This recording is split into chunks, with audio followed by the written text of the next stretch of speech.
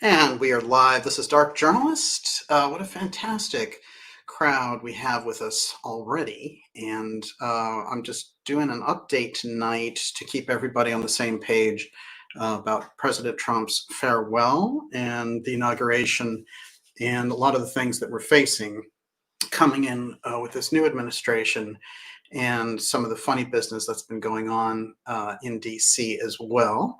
Now, I've been looking a lot into, the kind of reaction that the media has been giving to this whole DC event, and of course, they've been beyond absurd with the fear porn around this. So we're going to get into that as well. It's just going to be a brief update. And so we don't have the lovely Olivia with us tonight, so we won't be taking questions, but Groovy Bean is out there swinging a big bat in the ideas room. And it's great. We already have a great audience with us here tonight. So let's start off with this. President Trump came out and gave his farewell address, and this was something that was anticipated for a while, along with all the pardons and all the things that we see coming to the surface. President Trump went through an incredible 4 years of being harangued by the media, and this was just like nothing we'd ever seen before. But in their eyes, and in the establishment's eyes, he represented this kind of populism, and that's what he really sailed in on, that wave. And what they're really after here is not Trump so much all those years, but it really is that populist audience. They really want to basically get them out of the way because they stand in the way of so many of the globalists' plans, and they're more about the kind of Central America theme. That is that America has a constitution. We understand our identity as the USA. We're not the homeland, things of this nature. So a lot of the things that the incoming administration, Biden's administration, are going to try to do is recreate the Bush administration. That's W. Bush from the terrible 2000s, and all of the war on terror type language that they were using to get everyone who was a Muslim was suspect and all the rest. Now they're going to be using that on anyone who doesn't agree with them. So they're going to try to throw people off platforms. They're going to use the old ruse, like they're a racist or they're not politically correct or whatever it happens to be. And it's interesting that they like the racism slang so much and that they love that one the best. So what they think that they're doing, I think they've done their market research, and what happened in the run up to the election and everything else. And by the way, we're not supposed to talk about the election, but of course that's absurd. So of course we will. We've got this kind of situation going on where we came out of a very strange election because Biden didn't really campaign much. He hung out in his basement and the media carried a lot of water for him.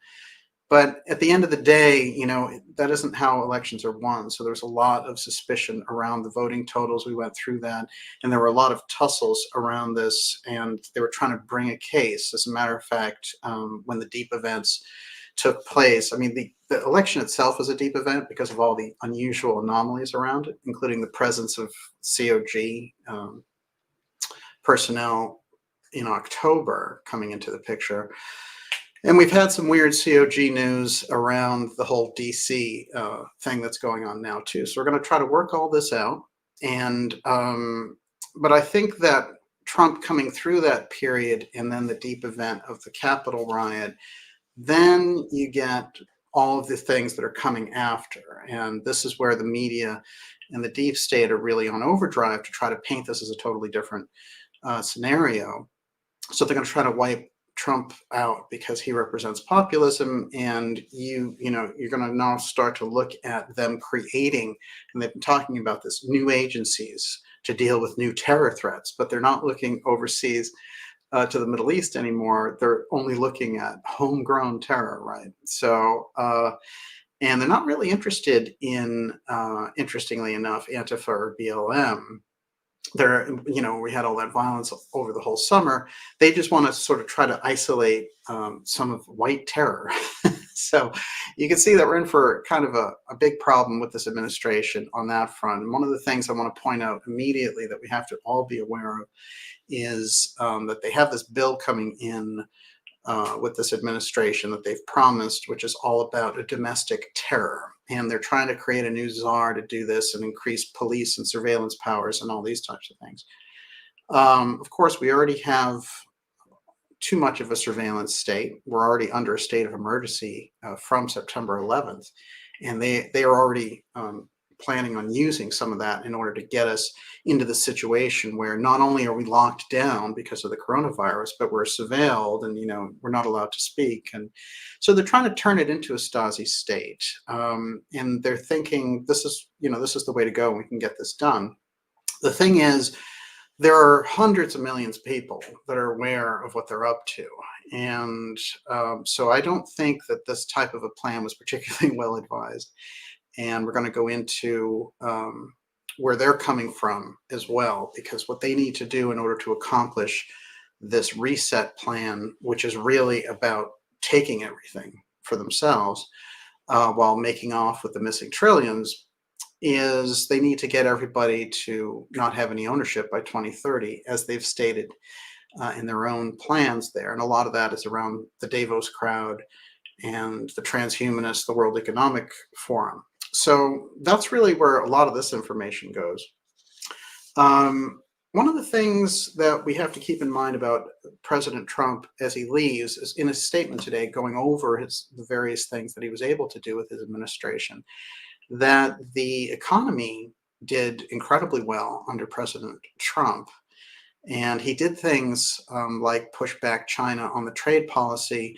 And further than that, he went even over the line from there, and he created an America First policy, which had not been seen really since the 1950s. And this speaks a lot to the people who were behind Trump as well, which is that aspect that is sort of the America First, the American society manufacturers.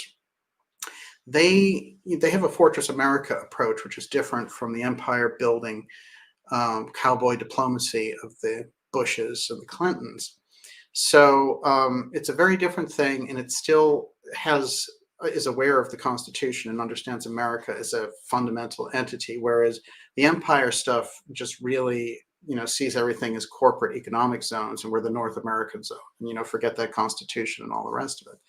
So we do find ourselves pretty deep in the soup, because the Biden administration coming in has the advantage, because with that 50-50 Senate, they have a tie-breaking vote in Kamala Harris. So they're going to be able to move some of that legislation along, unless there's some defections on their side. And they do also have an advantage in the House, but it's a limited advantage, and they lost over a dozen seats during this election cycle. So there's hardly any mandate going on anywhere here. And I think Biden himself is going to be in a strange situation. One, because he's not all there. That's a problem. As we've seen, he sort of wanders off in these press conferences. He hasn't even been sworn in yet. But also, in order to get into this spot, they have so many radical agendas around this administration, from the Green New Deal to, just out there stuff. And the domestic terror part is also another radical thing as well, but they think they can rifle that through. And these Republicans, there's a lot of sellout Republicans as well who would go along with that kind of thing. So it has to, from the public side, we have to make a big noise on that to let them know that we know what they're about there with the increasing their own surveillance abilities. Everyone, you're watching the Dark Journalist Show. This is a special report just to keep us all on the same page with the new administration's inauguration coming in tomorrow, and the incredible militarization of DC, as we haven't seen it really since the Civil War. I mean, it's absurd. And doing all this in response to all the events on the 6th, but it seems like it was a plan that was lying around. And I understand, of course, there are always precautions, and generally they're a good idea. But what they're doing in DC is absolutely making America look like a police state already. And these guys haven't even, the ink isn't even dry on the guy's signature coming in. So that's a problem for sure. It's a problem in terms of their overall effect. And, It shows a lot about where they're coming from. One of the things the Biden people did, which I thought was very strange, is they had the FBI go in and vet um, something like 25,000 of the National Guard who were there to make sure they were loyal to the new incoming administration. I mean, those types of tactics are what you saw in Stalinist Russia. So we have to be very careful about the types of things that we're seeing out of this administration as it develops. And, they have a lot of basically Obama and some Bush national security throwbacks in the mix. So it's more of a rehash of what they had. They kind of want to go back to the gravy train and empire, but with the new surveillance state. And so in order to undo their agenda and undo their totals by 2022 in Congress and the Senate, hopefully throwing it back the other way, which I think is always good because, especially in the case of having Biden in there, the types of policies that they're beholden to, nation building and wars in other countries and things like that, which we've seen. One of the things that Trump was able to unplug was holding off and withdrawing troops and drawing down in Iraq, drawing down in Afghanistan, et cetera. And this was so important for his legacy and the things he was able to accomplish.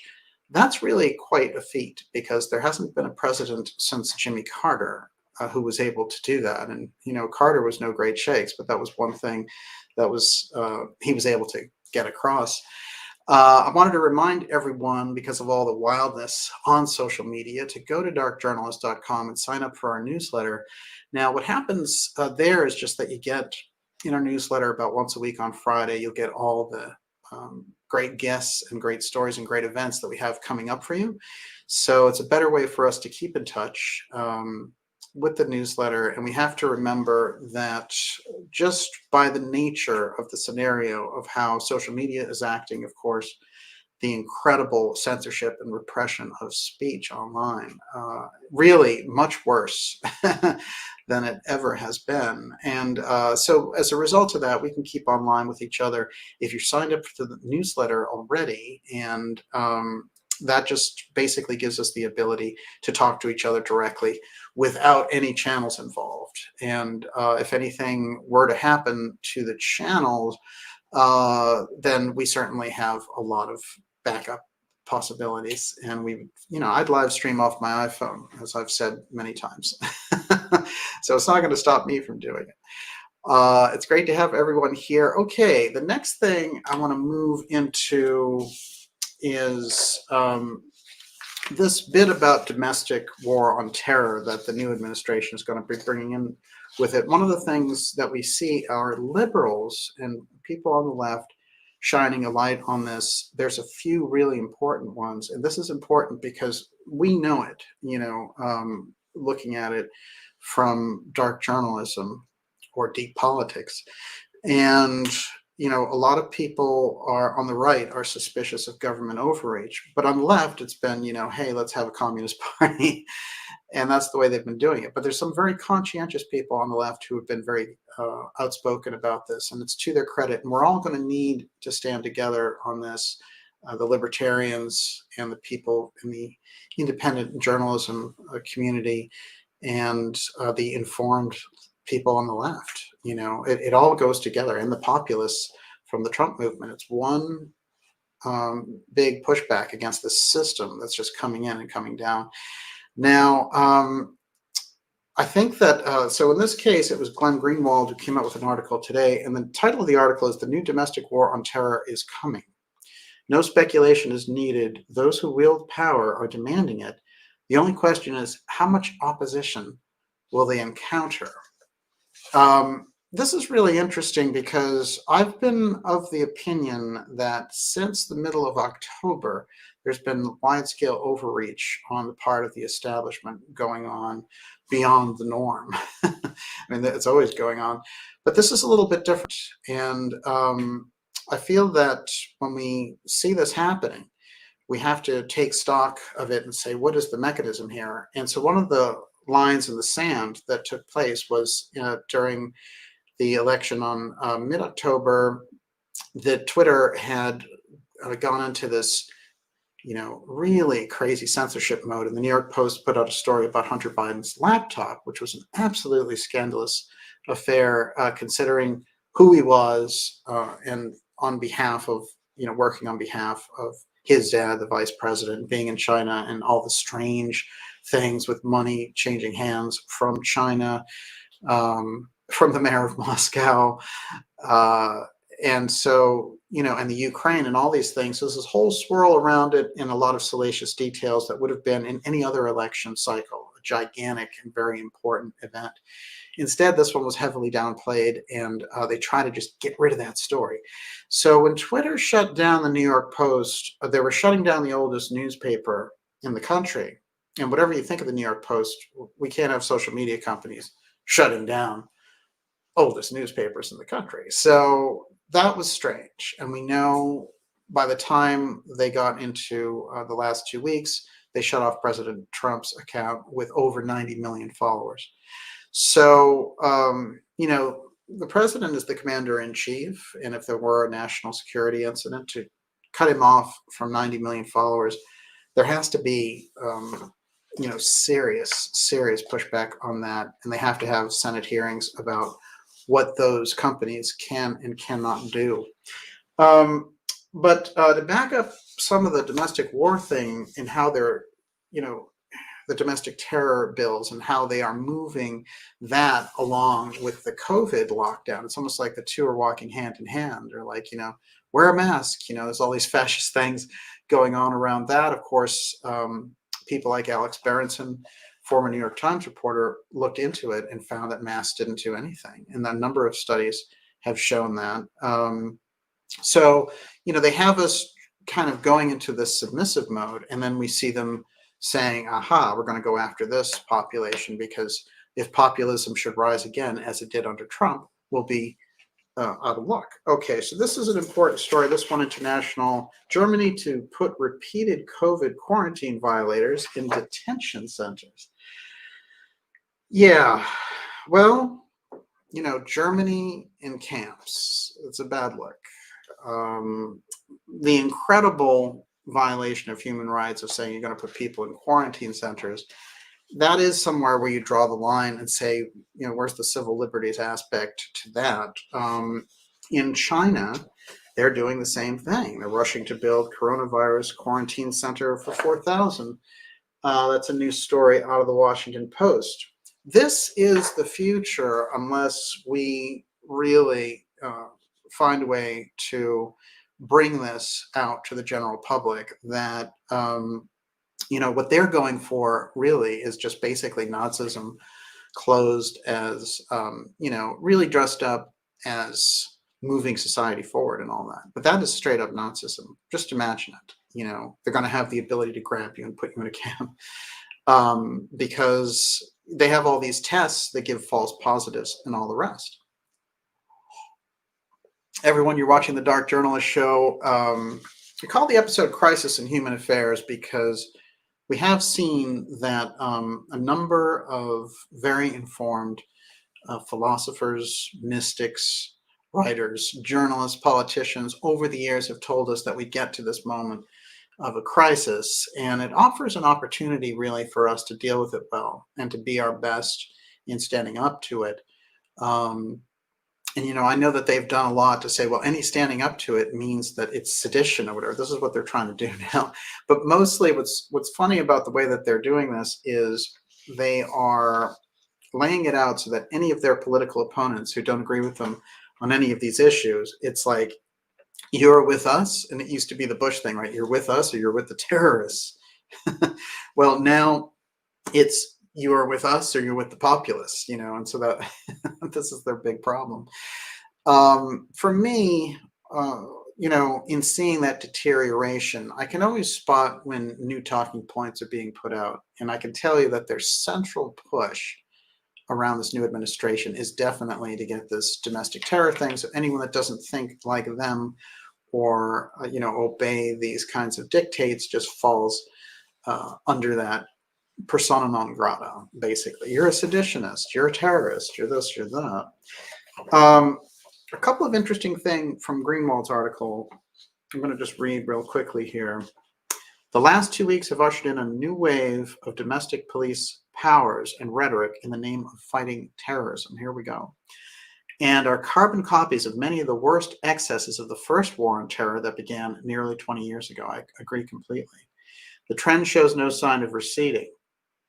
We've witnessed an orgy of censorship from Silicon Valley monopolies with calls for far more aggressive speech policing, a visibly militarized Washington, D.C., featuring a non-ironically named green zone.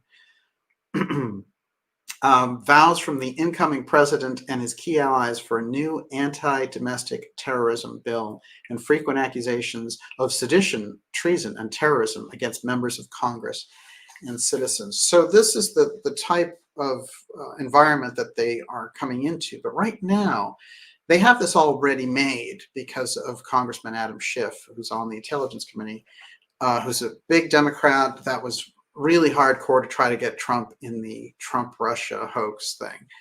And unfortunately, for me, looking at the Schiff's background, there's really a lot of shady stuff there. And to have any legislation that he drew up being the thing that they're going to try to pull ready-made and bring it in there. Of course, we have to also remember that Biden was very closely involved with the drawing up of the Patriot Act.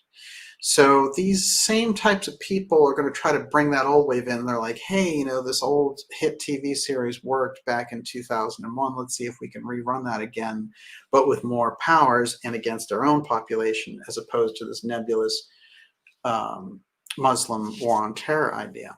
So this is what we see them trying to put in place, and that really, I think, needs to be a good place for our own focus moving forward. One other thing from this article before we finish on that.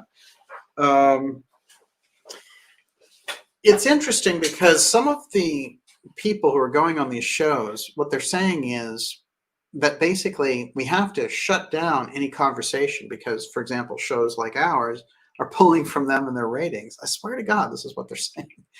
One of the things I found out in investigating this is that before Trump became president, a lot of those shows, because of their low ratings, like Anderson Cooper, Rachel Maddow, and Morning Joe, were going to be canceled because it was just some kind of weird love fest with Democrat politicians and nobody really cared. And if you go back and look at those ratings, they're terrible. But when Trump got in, they were able to create a false scenario, a whole false Russian collusion hoax. And they used the fact that Trump's personality lent itself to just, the whole Orange Man bad thing. And then he called them out as fake news after they tried to create fake news as the meme. He turned it around on them, and it was very successful from his, the way that he was using it. And so they got bamboozled in the middle of their own op. Now, the Russian collusion hoax, which destroyed a lot of people's lives and cost the American taxpayer $50 million, found nothing, absolutely nothing. And all of the people involved, they got low-hanging fruit like Roger Stone as a way to try to get at President Trump, but he got pardoned anyway. And that, the charge that they had on him didn't even relate to the Russian collusion hoax. We have to see the level on which these people will play. And Schiff was a major architect of that, along with John Brennan. And so we had some deep CIA action on that. We have deep CIA action on this, including the new CIA director who's coming in, who's replacing the just resigned Gina Haspel. So we're looking at a kind of a major situation as this moves along, and we're going to have to find ways now to present this to really spread the word and to get around the censorship that we're seeing. There's so many different services, of course, from Telegram to Signal, and the shift has happened. This is a major marketplace of ideas, and people don't want to be silenced, one, and other people don't want to read the kind of content that is completely censored. So there's somebody, it was interesting because somebody over at CNN was complaining that shows like ours were taking away their audience, which I thought was hilarious. So the more honest, this is again from the Greenwald article, the more honest proponents of this new domestic war on terror are explicitly admitting that they want to model it on the first one. That's the real red flag in all this. And they want it to be W. Bush lockdown now. And we all knew that W, um, in creating all those incredible restrictions, he created Homeland Security, which now has 250,000 employees. Let's think about that for a moment. 250,000 employees for Homeland Security when the agency was only created in 2001 in response to the attacks of 9/11, which we know even the commission around 9/11 couldn't get the answers. And we know it's about as suspicious a situation with as many cover-ups as the JFK assassination. One of the things that we were all hoping for as Trump was issuing these pardons, and he's not done yet, but one of the things that I would hope was brought to his attention again was the JFK Records Act, which, those records were mandated by Congress, the assassination records, especially the CIA records, to be released on October 26th, 2017. The fact that they weren't and that they've delayed this process, Trump had the ability to say with just a presidential memo at the end here, release all the records. That is really something that we need to be looking at, because the problem with society over and over again is that something happens and some deep event happens. We don't understand it and it gets covered up, and then we have to build on top of that. So it's like building on the wrong foundation. The Kennedy assassination, which took place November 22nd, 1963, that's 57 years ago. And still, all the information that's come out about it, it's obvious that the CIA covered it up, the government covered it up, and the CIA was involved. So those are the types of things that we could get from those records. And I think after the hard time that the CIA gave President Trump, that would be a fantastic parting gift from his administration. Everyone, you're watching the Dark Journalist Show. Just a brief update here to keep us all on the same page. There's a heavily militarized inauguration going on tomorrow with this new administration. I want to remind you to go to darkjournalist.com and sign up for our newsletter. That's going to keep us in touch when we see all of these social media channels and things, really. It's remarkable if you look back, even over the last year, how many channels are gone and how many voices are silenced off Twitter, even, and then you look at it and you're like, wait a minute, they took the president of the United States off Twitter. And then you're like, then it doesn't seem so bad somehow, because that's such an obnoxious thing to do. What kind of repressive organization would silence the president? And we've seen it in the media, who are part of this larger deep state structure. They are the deep state now. And the CIA is just honeycombed inside of these organizations. So the idea of getting the truth and, average people thinking, well, CNN did a report on it, so I understand the Capitol events or something. It's absurd, because you're getting verbatim CIA talking points.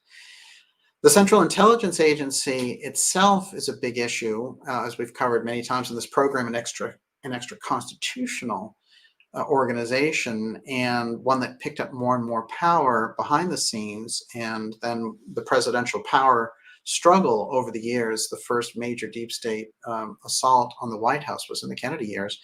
But of course, he had spent a lot of time trying to figure out how to undo this incredible excessive bureaucracy that had all these powers, covert powers for making war and overthrowing governments and all the rest. So Kennedy really set us on that track. It's another reason why those records would be really important to release, because one of the major problems that we're having is that the CIA deep state connections that have kept us in this state, now their tentacles are reaching out, and we're finding ourselves under a global dictatorship. So at one point you could say, people were saying America was running the world, and we had Russia, and we had all these other enemies and all the rest. But now it is truly like a situation where the deep state has its hands in so many different aspects of our everyday life, that with the transhumanism and with the policing powers, they are surveilling the public.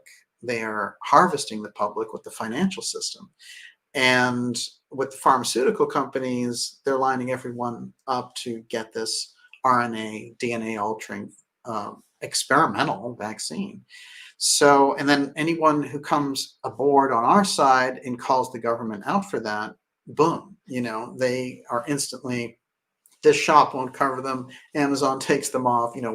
Parler is another one of these where Amazon did that because Twitter didn't want the competition, basically. And what they're doing by destroying the public square and making it a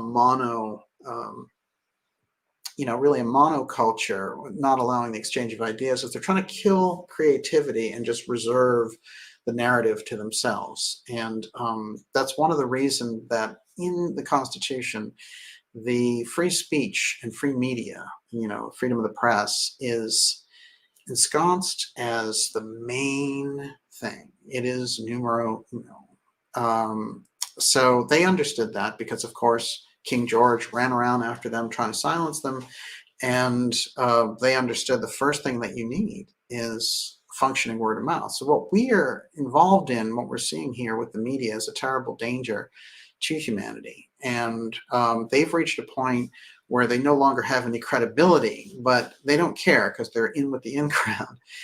And, and it's get your message out at any cost. As long as their narrative is the one that's out there that they agree with, then, they feel they're going to be kissed up to by the World Economic Forum, the Bill Gateses, who, of course, create so many of these media grants, Gates in particular, but there's a lot of guys like him.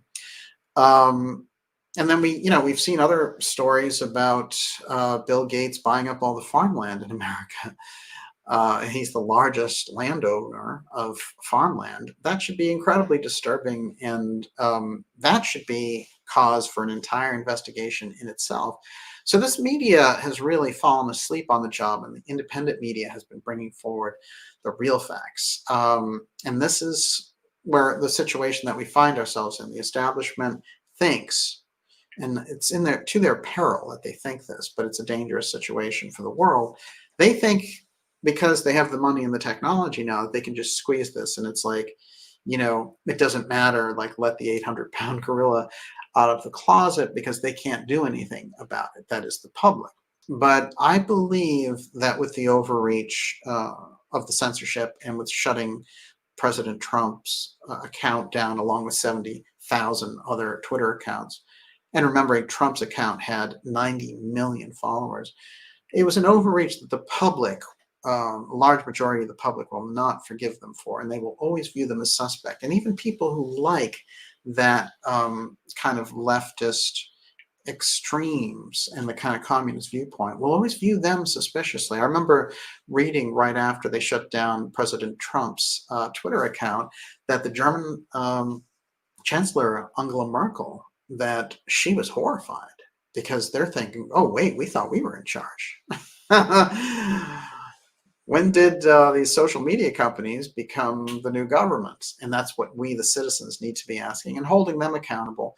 Because the truth is, one of the very crucial parts of all this is that Twitter and Facebook both lost a lot of market share and investment value as a result of doing this.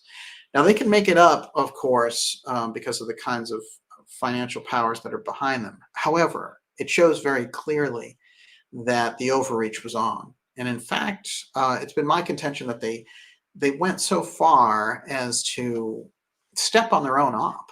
Because they had set this whole thing set up around the Capitol event, and they were like, we need new police powers, and these extremists are terrible, and populism is terrible, and all this stuff.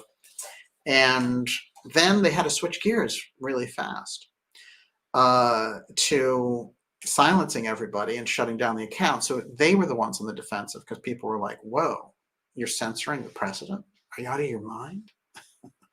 So we've seen this really fight going back and forth, and this is the nature of the battle that we're in right now.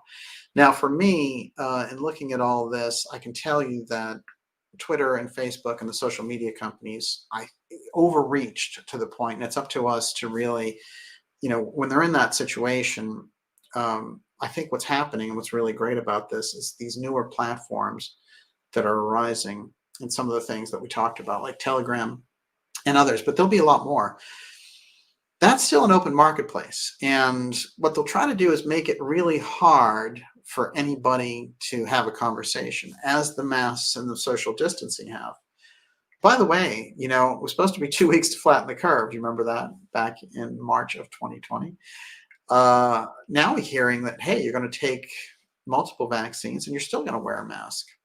So this op never ends until we call foul, and we get together enough with the facts. And you see a lot of people out there doing it, which I really appreciate. And I feel like I'm in league with all the people that are doing that, whether they agree with me or not. They might be coming from the left, or they might be coming from other viewpoints or things that I don't believe in. But for me, and I think for the general public, we have to look out and say, libertarians, people on the left, the populism crew, really need to get together on this and call it out. And we will definitely get over the fact that they stole the election. And what I am really leaning towards is that they hacked the election, which amounts to the same thing. But what we need to do is say, how do we exist under this occupation over the next 2 years? And how do we regain some of those freedom voices? How do we put some real freedom advocates into the Congress and Senate in 2022? This is the task that we need to be after now. And as far as the future for President Trump, I'll tell you, Trump is somebody who likes to win. And he got an incredible amount accomplished in a short period of time. I wish he had accomplished more, for sure. But in any case, the idea, there's no question that we will see him back in this arena. And that's what they're so afraid of. And that's where the phony impeachment part 2 came about. And so they rushed through this thing with Nancy Pelosi in the House, and they said, aha, impeachment. But that was a news story. And again, they're starving for news stories, because when they roll Biden out and he doesn't have a lot to say and he looks lost, they're going to lose ratings with that. So they're going to try to create things over here like, oh, it's white terror. We have to smack down those terrorists. And, Trump is, assembling an army and all this stuff. They're going to create things just to keep the interest going, because they're really losing in that department for sure. But I would say the truth is that Trump is a very keen political operator, and having seen everything that took place, I can see a lot of the situation in 2022 moving back after this tremendous Democrat overreach, which I think that we're already seeing they plan on. And, it's unfortunate, because you'd like to say, well, as Democrats, Republicans, that's kind of a uni party. It doesn't really make any difference. That's actually true. But we do see that the populism, which is a third force to all that and incorporates elements around the entire political spectrum, was getting very strongly behind Trump. That was the foundation of his audience. It's that base which is really going to drive things going forward. And there's only so many elections that you're going to be able to fix with voter fraud before people are, it becomes too obvious. And the last one was pretty damn obvious. So when we're looking at that, we have to say to ourselves, what's their next move? And I think what they're going to try to do, as we've said, coming in to 2021 here, the first thing they're going to try to push for is more policing powers. And they're trying to elect a czar to oversee domestic terrorism. And that just means they're looking forward to shutting off free speech and shutting off dissent around their big hobby horse issues like the coronavirus and all this thing. They're constantly pushing these numbers that they can't verify. And they're constantly pushing science and projecting. They're like, oh, university projects 1 million new deaths. But it's just a projection on somebody's piece of paper. And then 6 months later, oh, he was wrong. But, he was in the public interest. So this is the nature of the information we're getting. That's an information ghetto. And we have to be able to take a look at the situation for what it is, which is the Democrats are getting together. The deep state is moving in there to try to centralize the control. And we've already seen incredible fascist moves on behalf of other governments in setting up camps and all the rest. And the stories coming out of Canada, I'm sorry to say to our Canadian friends, are not very good. The government up there under Trudeau is just a nightmare. So I think our efforts have to be aimed at, you know, being more aware in general and working locally for sure. But just in terms of politics, 2022, to really get some truth tellers in there. Everyone, you're watching the Dark Journalist Show. This is just a quick update with the inauguration taking place tomorrow. I thought we'd get this in there. Of course, we watched President Trump's farewell address from Washington, D.C. today. It was very interesting, and he put across many of the accomplishments of his administration, of course, but he made it very clear that he was going to remain in the arena. And so some of the things they're trying to pull with the Senate trial and these types of things, you can't have a trial for impeachment against a president who's already gone. That doesn't make any sense. And yet you have people, even like Senate Republican Mitch McConnell, calling for this, because remember what Trump did, like with the Never Trumpers who were in the Republican Party, what Trump did is he exposed that leadership's hypocrisy. And he wasn't perfect, but he really opened that up. And the populism crowd that was behind him, who wants a fair deal, especially when it comes to American politics, they've worked, their families have worked and developed all the different legacies that they want for their children and grandchildren. And there's a small little group of billionaires, as cliche as that sounds, who basically, want to put any dissenters in camps, want to vaccinate people with these RNA altering DNA experimental vaccines. And they want, lockdowns to get rid of all their competition, like small businesses. I mean, this is not America, as the song goes. And we have to keep that in mind, because we really are at a place where our awareness is crucial. And, I can say it in relation to things like social media. It's important to raise our awareness when we're on those networks, and very simple things like reading the post twice, reading it out loud. It changes our relationship to the type of stuff that we're subject to on a regular basis. And I think that, along with taking breaks from a lot of these platforms from time to time, is a really good idea. Unfortunately, because of the kind of work that I do, I can't do that, but you guys can. Everyone, you're watching the Dark Journalist Show, and it's great just to spend a little bit of time with you here to go over some of the really momentous things that are going on. As I've pointed out before, and I have a couple of things on this here. Let's see if I can find them. The UFO file is going to be a big piece going forward on this, because the Space Force is kind of in limbo right now, because one of the things that Trump was able to do was he was able to make the national space policy before he left. And by pulling that out at the last minute and creating all these rules around it, I think he kept a lot of the UFO file information coming more under the wing of the presidency. And this is a very important move, because what we find over and over again with the UFO file, when it's just in the hands of the intelligence agencies and the aerospace corporations, we end up getting into these situations where we get lied to, and the headlines are, have been over and over again that they've repressed the facts around the UFO file, the advanced technology, the off-world civilizations, and all these different pieces. Now you have the Space Force, and Biden is looking at that, and there's been a lot of articles about this, and he's saying, should I scrap it? Because there's so many Trump loyalists involved in there. And, the other side really looks for a kind of a TTSA, let's run a UFO threat with a bunch of CIA people at the helm. That type of approach is what they're looking for. So for me, it's very clear that when they roll out the UFO op, as they're so happy to do now, all of a sudden, and the CIA is calling it a threat, you have Marco Rubio out there saying, we need to learn about the UAP threat, So they're all looking for that op, and that I think is the op that's coming next. And as I've said, if we thought the coronavirus op was big time, watch out. I have pointed out Van Herk, who is now the commander of COG. There have been very unusual things in relation to the intense militarization of DC leading up to this inauguration.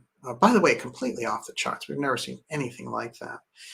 But one of the things that we've seen are stories that are coming out for these BlackBerry users. And this is really unusual because I haven't even heard of BlackBerry in so many years, but apparently it is used by a number of groups. And people have been getting very strange phone calls around the DC area saying that the continuity of government conditions have moved to 2. One of the warnings that they got, and they've been sharing this pretty heavily, we're going to be keeping an eye on it for you.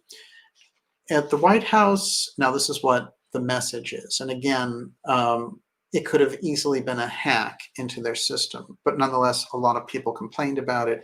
And then COGCON 2 became a huge search. So obviously a number of people in the DC, Virginia area were getting this. So, quote, it said, COGCON 2, the White House has set continuity of government conditions to 2. No action is required by you at this time. As an emergency relocation group member, you are reminded that should an order for continuity of operations occur, you must report to an alternate operating facility within 4 hours. And they have a link there and everything. Now, as opposed to this being one of these little hoaxes that you see float around, the kind of Simon Parkes world, this is a little bit different because it was reported on Twitter. There was a Twitter user, I'll see if I have his name here, and he's a guy who's big into setting up TEDx talks. But interestingly enough, I had shown these different levels in a previous episode about how continuity of government works depending on the situation. And that is right on the government website. So COGCON 2 here is deployment of 50 to 75% of emergency relocation group continuity staff to alternate locations, establish their ability to conduct operations, and prepare to perform their organization's essential functions in the event of a catastrophic emergency. So there's 4, which is very mild, 3, which is also kind of mild, but then 2 starts to get the ball rolling, and 1 is full deployment. Continuity of government, as I've pointed out through the work of Professor Peter Dale Scott, is a very dangerous extra-constitutional form of martial law, and it would literally put America under regional governors for the military, and saying that there's an ongoing emergency. Now, if you put some of that together with some of the legislation that the Biden people and the whole terrorism task force type thing are trying to push, making anyone on the populism side who disagrees with them a terrorist, which is what their aim is all about, then that's a dangerous combination. So I think a lot of the education that we've tried to put out there and spreading Professor Scott's work around COG, along with the strange dust-up that I had with William Arkin over at Newsweek, who is a real COG expert, but leaves a lot out, as Professor Scott likes to say about him. And one of the interesting things about that is I was saying he was getting information, his secret source there, when he was saying, oh, these generals are planning all this stuff around Trump, like in case anything goes wrong, they're ready basically to take over. And they were doing it out of the side of the White House. I'd never read an article like that where they were saying that was Newsweek. And so everyone who watches the show knows the story, which is like I said to him directly online that the source seems to be, for your story, retired General Terrence J. O'Shaughnessy, who was the Northcom commander who's gave up and retired at age 54 and handled it to Van Herk, who comes from the 509th, which is, by the way, the same thing. The same group, bomber group, as the Roswell people were. That's where Jesse Marcel came out of the 509. So it was just an odd thing there. But interestingly enough, Ark and Newsweek flipped out, and eventually they blocked me online. And I was just asking the questions, can you confirm this one way or another?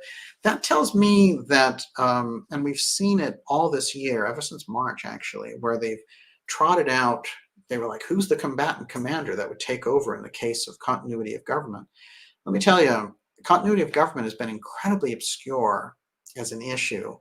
And, for them in the media now to just kind of talk about it at the drop of a hat has been unusual. And we've pointed that out on this show. Now, in October, there was a very odd incident where the president got coronavirus, as you recall. And there were a lot of stories that were around Washington, D.C. faces coronavirus spike, secret military task force prepares to secure the Capitol. Well, why do these stories seem so predictive now? Because that's what's happening. They have thousands and thousands of troops there. And if you're walking around, if you're out for a smoke or something, walking around in DC, God help you, right? So for me, that says a lot. We keep a major eye on that. But if these false alerts are going out about COG getting moved to 2, or they're real alerts, but they're being sent to the wrong people, and I've seen the graph of the spike of searches for COGCON2, COGCON, which is it's just the chart that I show you. Then I think it's something to keep an eye on. Somebody is either involved in some kind of fear hype, or something came out there where the COG people got into a heightened readiness to take over. So I think that those things speak to unusual levels of details and forces that are not being reported on. We're just getting this, they're securing the Capitol and all that. And then they have the FBI go down and take 25,000 National Guardsmen and vet them to make sure that they're loyal to the new administration. There's definitely something strange about all that. And if we have any luck, then the inauguration won't have any false flag activity associated with it. But I do feel that the presence of COG in the mix of the conversation and people getting these alerts is intended to create a kind of confusion. Continuity of government, as we've described in this program, you can find it in every deep event all the way back to the Kennedy assassination. And the group that controls it originally was set up so that in the event of a national emergency for a nuclear attack, you'd have a secondary government that was operating, and they would appoint certain generals and all the rest to do it. But what happened over time is that people who were associated it kept popping up in deep events like the John F. Kennedy assassination, like Watergate, where John Dean was a major. He had just come from working for COG when he came to work. For Nixon, some of the Watergate burglars were involved in COG. Of course, Iran-Contra, Ollie North was a major COG person. Dick Cheney, Rumsfeld, who actually activated COG on September 11th. And that, every time the president signs the NDAA every year, we're still under that emergency from September 11th, which gives them tremendous police powers. So the idea that they need new police powers is completely off the charts, and should be resisted in every, legally and legislatively and in the public domain. There has to be a very major pushback on that. But the presence of the continuity of government people and the stories rolling out, and even some of the personal reactions I've got from some of their experts like Arkin, tells me that there is some extra piece here with COG, and that COG may be active right now. It may be a dry run for COG, saying what happens, we're walking around with 30,000 troops here in the Capitol. But whatever it is, we need to keep an eye on it, because that tells me that, there's an emergency aspect, there's a FEMA aspect, but the continuity of government, the way that it's set up, is to take over through the combatant commander of NORTHCOM, who, as I said, is General Van Herk. And, that whole setup is very much like what they're doing with the coronavirus thing, which is stay in your home, and don't talk to other people and keep your distance. So a lot of what's been going on looks to me very much like a COG exercise on a few levels. So, we're going to have to see how this plays out. But we've never seen that type of militarization under any circumstances of the Capitol. I mean, during 9/11, you let a missile go into the Pentagon, right? Supposedly it was a plane, but as we know, there's so much anti-aircraft around the Pentagon that could have never happened. But still, even still, after the 9/11 incident, you never saw that type of militarization. So we're in an unusual period here, and I think we need to read the tea leaves a little bit and get to the bottom of things. I will say this, that there's so many examples of people reporting on that strange uh, leak from these Blackberries, and the fact that this message got out about COG is just unusual, shall we say? And it seems to me someone's trying to create some cross chatter. So we'll see what the point of all that is. Everyone, you're watching the Dark Journalist special report here. And this is a crisis in world affairs, certainly, as we saw Germany setting up these newfangled concentration quarantine camps, and China doing the same. We've heard things about this in New Zealand, with the Prime Minister in New Zealand giddily saying, well, they're going to take that vaccine because if they don't, they won't get out of that center. Well, thank you, Eva Braun. I appreciate it. But so we have to kind of form as much of a brain trust around these things. And that's what we're doing, of course. The ideas from incredibly informed people in there. And we'll be coming back at you Friday with a full report. And I do want to say that in relation to some of the reporting that we've been doing, all of the new guidelines that come out for social media is you're not supposed to say this, you can't question whether Biden's legitimate and all the rest. Of course, everyone will continue to do that, and they will take them off the air. But those are the people that are exercising their freedom of speech and freedom of the press under the Constitution. So they are in the right.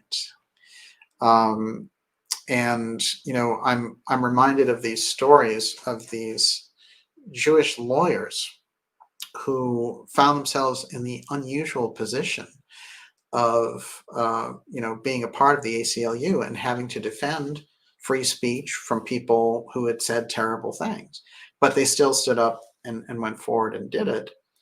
And that's the whole point, which is I don't agree with what you say necessarily, but I'll agree to the last with your right to say it. It's in the Constitution. They can't get around that, and they're trying to create. You see a lot of these. They have these experts who come on in the false media, like CNN, and these guys come on there and they're like, well, maybe we need to look at that free speech thing again. Maybe we went too far in letting people talk, and now we should just shut them up unless they say what we want them to say. But America has a very strong tradition of free speech, and you're not going to be able to get over that. It was amazing because we just had Martin Luther King Day, and if you think about the incredible efforts of Martin Luther King Jr. that were peaceful efforts, and how at the time he was viewed as a domestic terrorist by the powers that be, and they tried to shut him down, and the FBI tried a number of ways to just get rid of him, and we know in the end he was assassinated. But it's interesting because the reflection of the culture that he was trying to build and the things that he accomplished, now we're kind of back in a situation where the very things that the culture celebrates and the heroes that they celebrate, like RFK and JFK and MLK, would be seen as using dangerous speech and would be seen as enemies of this establishment Biden regime. So we need to put ourselves in the mindset that they're playing for all the marbles, and that on our side, what we need to do is just continue to get the word out, and especially about the new domestic terror bill, some of the phony nonsense that they're saying, like, how do you fight white terror? Well, how do you fight Chinese terror? I mean, how do you fight black terror? How do you fight, any terror? All of these different groups have their excesses. Just look at BLM and Antifa, burning up the cities all summer. So it's what they're trying to do is create a chaos situation and then create incredible policing powers around the more populist forces that are rising here against the deep state. And that is a huge clash. And where it's going, I think, is very important for us to get a handle on. And that's what we're trying to do on this show. And with a great audience like you guys, I want to remind you to go to darkjournalist.com. Make sure you're signed up for that newsletter, because that's going to keep us in touch. And that's about it for everything that I have. Except that Vice President Pence will not be there for President Trump's send-off tomorrow in the morning. That is very telling about Pence all along. And if he thinks he's positioning himself for 2024, I don't think so. I don't think it's ever going to happen for Pence on that front. We will be back with you on Friday, and I want everyone to have a fantastic evening. And of course, when the inauguration happens tomorrow, just, let it roll off you like water off a duck's back, and we'll just get back to work on informing everybody. And, the kind of overreach that we're in for with this administration, if it goes the way that it's lining up to do, then that might end up exposing them. They might do half the work for us, so think of it that way. And we certainly know about the level of overreach that they had during the election, and that really tipped off a lot of people, the level of voter fraud that was involved. And then over, the incredible overreach of the coronavirus response, and the trying to steal the civil liberties while not giving accurate numbers. This is the thing that tyrannical governments do. So they're showing themselves, I think, over and over again as to what they're made of. And this is, I think, their Achilles heel in all of this. If we're David and they're Goliath, that's the weak spot. But we'll be keeping an eye on all of this, of course, for you. And I want to say that I appreciate all the support, and for people in Super Chat tonight, thank you very much. And of course, for all of our subscribers, thank you. We will be back with you Friday, and have a fantastic evening. I'll do a few shout outs here. Raven Kiefer. That's a great. Do you think the socialist remnant will go to war with the communists trying to take full control? Excellent question. That is a piece that you're seeing there, which is you literally have socialists and communists now clashing there in the government. Absolutely fascinating. Gaia Sophia, it's great to see you. Eminem Matthews. These are great names tonight.